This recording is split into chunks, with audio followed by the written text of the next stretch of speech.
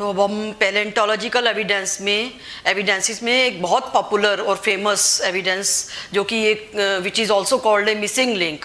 Why it is called a missing link? Because it is representing the characters of two groups and it is of course telling us that the evolutionary pathway was lying in between these two group of animals. और वो कौन सा example है? बहुत popular और famous example हम ले सकते हैं आर्चियोटेरिक्स लिथोग्राफिका का. Archaeopteryx lithographicा, it is also called, whose name is also lizard bird. Lizard bird भी बोलते हैं क्योंकि इसमें lizard के करेक्टर्स भी मिले और birds के करेक्टर भी मिले. तो lizard like करेक्टर और बर्ड लाइक करेक्टर वो देखते हैं किस तरह से ये रिजेंबल करता है लीजर्ड से, और हम कह सकते हैं रेप्टिलियन करेक्टर्स और बर्ड्स लाइक करेक्टर क्या आते हैं दैट वी सी. तो उससे पहले we should know what is a missing link. Missing link क्या होते हैं? The organisms having characters of two groups. Organisms having characteristics of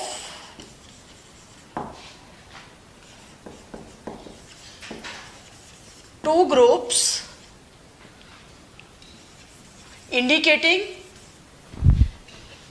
the pathway of evolution, indicating the pathway of evolution lying between the two. अब इसमें ये बहुत famous है आर्चियोटेरिक्स लिथोग्राफिका. इसका species है जो फॉसिल रिकॉर्ड्स की फॉसिल की फॉर्म में ये मिले थे, और इनकी इंप्रेशन ऐसे थी कि जैसे ये बर्ड लाइक भी नजर आ रहे हैं और ये they are having reptilian characters also. और इनका साइज क्या था? Archaeopteryx lithographica was having a size of हम कह सकते हैं क्रो का.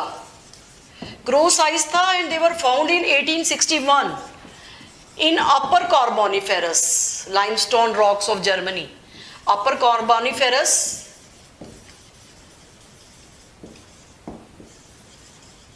स्पेसिफिक एरिया था जर्मनी का from limestone rocks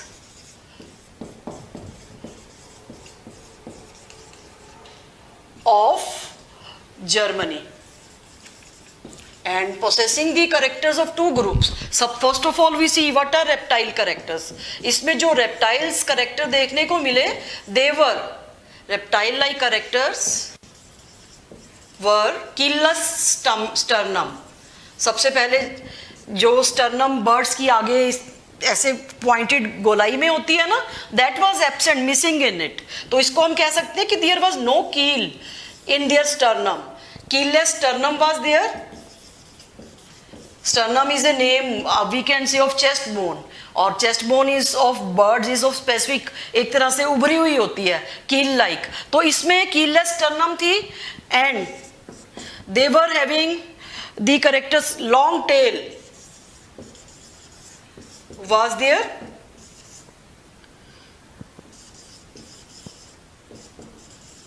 Non-pneumatic bones, non-pneumatic, I mean to say non-pneumatic means hollow bones were not there.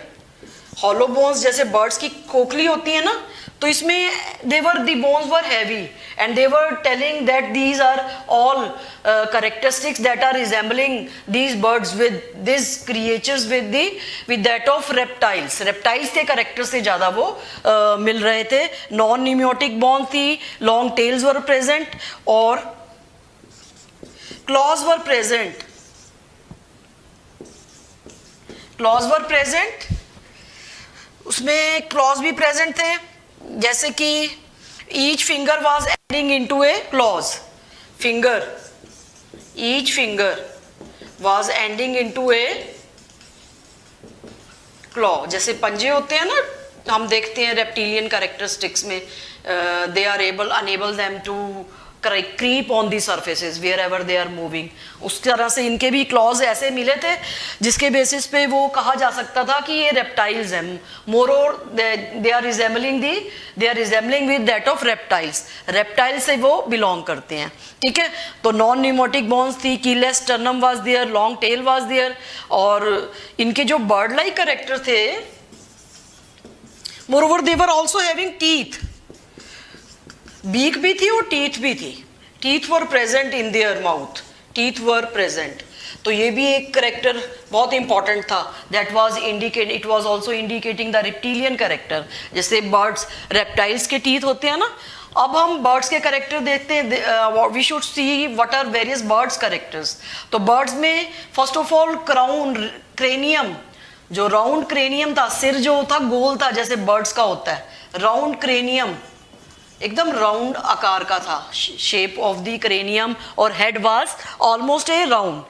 और fore wings were modified into the limbs, fore wings इनके थे मॉडिफाइड इनटू द लिम्स, और beak भी present थी, beak was also present.